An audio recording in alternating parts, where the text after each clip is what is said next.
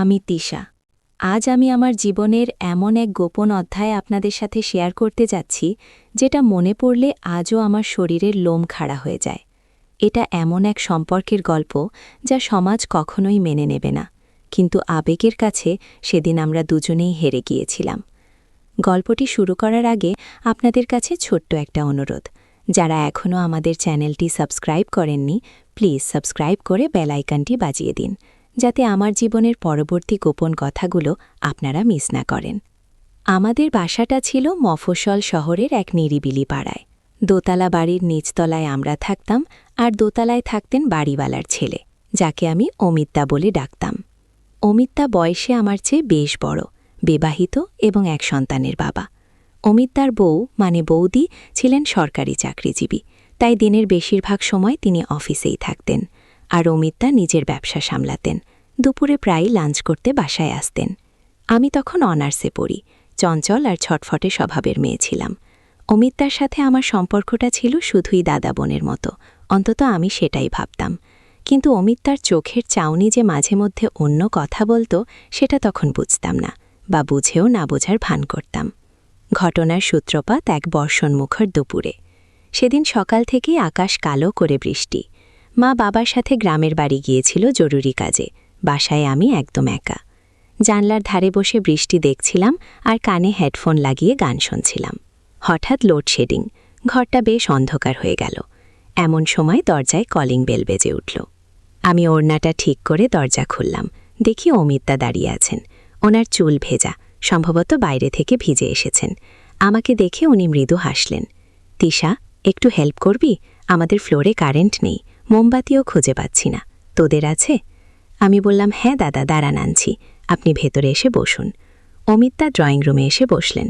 আমি মোমবাতি খুঁজতে কিচেনের দিকে গেলাম। মোমবাতিটা নিয়ে ড্রয়িং রুমে ফিরতেই দেখি অমিতা সোফায় বসে এক দৃষ্টিতে আমার দিকে তাকিয়ে আছেন। ওনার সেই চাউনিটা সেদিন খুব অন্যরকম ছিল। আমি মোমবাতিটা টেবিলে রেখে বললাম, এই নিন দাদা। অমিতা মোমবাতিটা না নিয়ে হঠাৎ আমার হাতটা ধরলেন। ওনার হাতটা কি অদ্ভুত গরম ছিল। আমি চমকে উঠলাম, কিন্তু হাতটা সরাতে পারলাম না। আমার বুকের ভেতর তখন ধরফর শুরু হয়ে গেছে। উনি ফিসফিস করে বললেন, তিশা, তুই দিন দিন অনেক বড় হয়ে যাচ্ছিস, আজ তোকে এই আবছা আলোয় খুব সুন্দর লাগছে। প্রশংসা শুনতে সব মেয়েরই ভালো লাগে, কিন্তু সেদিন ওনার গলায় এমন কিছু ছিল যা আমাকে একই সাথে লজ্জিত এবং শিহরিত করে তুলল। আমি মাথা নিচু করে বললাম, কি যে বলেন দাদা, আপনি এবার যান, কেউ দেখে ফেললে সমস্যা হবে। অমিতা হাতটা ছাড়লেন না, বরং একটু টান দিয়ে আমাকে সোফার কাছে নিয়ে এলেন। বললেন, কেউ দেখবে না রে পাগলি, মা বাবা তো নেই, আর তোর বৌদিও অফিসে, আজ আমরা একদম একা। একা শব্দটা শুনে আমার শিরদাঁড়া দিয়ে একটা ঠান্ডা স্রোত বয়ে গেল। আমি জানতাম আমি তিশা। আজ আমি আমার জীবনের এমন এক গোপন অধ্যায় আপনাদের সাথে শেয়ার করতে যাচ্ছি যেটা মনে পড়লে আজও আমার শরীরের লোম খাড়া হয়ে যায়। এটা এমন এক সম্পর্কের গল্প যা সমাজ কখনোই মেনে নেবে না, কিন্তু আবেগের কাছে সেদিন আমরা দুজনেই হেরে গিয়েছিলাম। গল্পটি শুরু করার আগে আপনাদের কাছে ছোট্ট একটা অনুরোধ, যারা এখনও আমাদের চ্যানেলটি সাবস্ক্রাইব করেননি, প্লিজ সাবস্ক্রাইব করে বেল আইকনটি বাজিয়ে দিন, যাতে আমার জীবনের পরবর্তী গোপন কথাগুলো আপনারা মিস না করেন। আমাদের বাসাটা ছিল মফস্বল শহরের এক নিরিবিলি পাড়ায়। দোতলা বাড়ির নিচতলায় আমরা থাকতাম, আর দোতলায় থাকতেন বাড়িওয়ালার ছেলে, যাকে আমি অমিতা বলে ডাকতাম। অমিতা বয়সে আমার চেয়ে বেশ বড়, বিবাহিত এবং এক সন্তানের বাবা। অমিতার বউ মানে বৌদি ছিলেন সরকারি চাকরিজীবী, তাই দিনের বেশিরভাগ সময় তিনি অফিসেই থাকতেন, আর অমিতা নিজের ব্যবসা সামলাতেন। দুপুরে প্রায়ই লাঞ্চ করতে বাসায় আসতেন। আমি তখন অনার্সে পড়ি, চঞ্চল আর ছটফটে স্বভাবের মেয়ে ছিলাম। অমিতার সাথে আমার সম্পর্কটা ছিল শুধুই দাদা বোনের মতো, অন্তত আমি সেটাই ভাবতাম।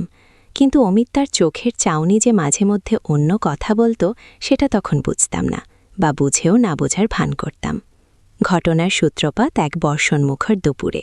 সেদিন সকাল থেকেই আকাশ কালো করে বৃষ্টি। মা বাবার সাথে গ্রামের বাড়ি গিয়েছিল জরুরি কাজে, বাসায় আমি একদম একা। জানলার ধারে বসে বৃষ্টি দেখছিলাম আর কানে হেডফোন লাগিয়ে গান শুনছিলাম। হঠাৎ লোডশেডিং, ঘরটা বেশ অন্ধকার হয়ে গেল। এমন সময় দরজায় কলিং বেল বেজে উঠল। আমি ওড়নাটা ঠিক করে দরজা খুললাম, দেখি অমিতদা দাঁড়িয়ে আছেন। ওনার চুল ভেজা, সম্ভবত বাইরে থেকে ভিজে এসেছেন। আমাকে দেখে উনি মৃদু হাসলেন। তিশা, একটু হেল্প করবি? আমাদের ফ্লোরে কারেন্ট নেই, মোমবাতিও খুঁজে পাচ্ছি না। তোদের আছে? আমি বললাম, হ্যাঁ দাদা, দাঁড়ান আনছি, আপনি ভেতরে এসে বসুন। অমিতদা ড্রয়িং রুমে এসে বসলেন। আমি মোমবাতি খুঁজতে কিচেনের দিকে গেলাম। মোমবাতিটা নিয়ে ড্রয়িং রুমে ফিরতেই দেখি অমিতদা সোফায় বসে এক দৃষ্টিতে আমার দিকে তাকিয়ে আছেন। ওনার সেই চাউনিটা সেদিন খুব অন্যরকম ছিল। আমি মোমবাতিটা টেবিলে রেখে বললাম, এই নিন দাদা। অমিতদা মোমবাতিটা না নিয়ে হঠাৎ আমার হাতটা ধরলেন। ওনার হাতটা কি অদ্ভুত গরম ছিল। আমি চমকে উঠলাম, কিন্তু হাতটা সরাতে পারলাম না। আমার বুকের ভেতর তখন ধরফর শুরু হয়ে গেছে। উনি ফিসফিস করে বললেন, তিশা, তুই দিন দিন অনেক বড় হয়ে যাচ্ছিস। আজ তোকে এই আবছা আলোয় খুব সুন্দর লাগছে। প্রশংসা শুনতে সব মেয়েরই ভালো লাগে, কিন্তু সেদিন ওনার গলায় এমন কিছু ছিল যা আমাকে একই সাথে লজ্জিত এবং শিহরিত করে তুলল। আমি মাথা নিচু করে বললাম, কি যে বলেন দাদা, আপনি এবার যান, কেউ দেখে ফেললে সমস্যা হবে। অমিতদা হাতটা ছাড়লেন না, বরং একটু টান দিয়ে আমাকে সোফার কাছে নিয়ে এলেন। বললেন, কেউ দেখবে না রে পাগলি, মা বাবা তো নেই, আর তোর বৌদিও অফিসে। আজ আমরা একদম একা। একা শব্দটা শুনে আমার শিরদাঁড়া দিয়ে একটা ঠান্ডা স্রোত বয়ে গেল। আমি জানতাম এটা ভুল, এটা অন্যায়, কিন্তু ওনার চোখের দিকে তাকিয়ে আমি যেন সম্মোহিত হয়ে পড়লাম। ওনার পৌরুষদীপ্ত চেহারায় বৃষ্টির জলের ফোঁটা চিকচিক করছিল। অমিতদা আস্তে আস্তে সোফা থেকে উঠে দাঁড়ালেন। আমার খুব কাছে এসে দাঁড়ালেন, এত কাছে যে ওনার নিঃশ্বাস আমার কপালে এসে পড়ছিল। আমি পিছিয়ে যেতে চাইলাম, কিন্তু দেয়াল আমাকে বাধা দিল। অমিতদা দু হাতে আমাকে দেয়ালের সাথে আটকে ফেললেন। বাইরে তখন মুষলধারে বৃষ্টি, মেঘের গর্জনের সাথে পাল্লা দিয়ে আমার হৃৎপিণ্ড লাফাচ্ছিল। উনি আমার চোখের দিকে তাকিয়ে আলতো করে আমার গালের ওপর থেকে একগুচ্ছ চুল সরিয়ে কানের পিছে গুজে দিলেন।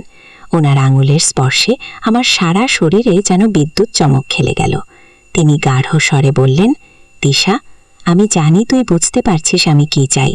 গত কয়েক মাস ধরে তোকে দেখলেই আমার নিজেকে সামলানো দায় হয়ে পড়ে। তুই কি আমার হবে? আমি কোনো কথা বলতে পারলাম না, গলা শুকিয়ে কাঠ হয়ে গেছে, শুধু আমার চোখের পাতা কাঁপছিল। ওনার নীরবতাকে উনি সম্মতি মনে করলেন। অমিতদা ধীর গতিতে নিজের মুখটা আমার মুখের কাছে আনলেন। আমি চোখ বন্ধ করে ফেললাম। মুহূর্তের মধ্যেই ওনার ঠোঁট আমার ঠোঁট স্পর্শ করল। প্রথমে আলতো, তারপর ক্রমশ গভীর হতে লাগলো সেই চুম্বন। আমি জানতাম এটা পাপ। অমিতদা আমার প্রতিবেশী, সম্পর্কে দাদা হন, তার স্ত্রী, সন্তান আছে, কিন্তু সেই মুহূর্তে আমার সব নৈতিকতা, সব সংস্কার যেন ওই বৃষ্টির জলে ধুয়ে গেল। আমার নিজের অজান্তেই হাত দুটো ওনার পিঠে চলে গেল। আমি তাকে আঁকড়ে ধরলাম। অমিতদা আমাকে পাজা কোলা করে সোফায় নিয়ে বসালেন। আমি ওনার কোলের ওপর।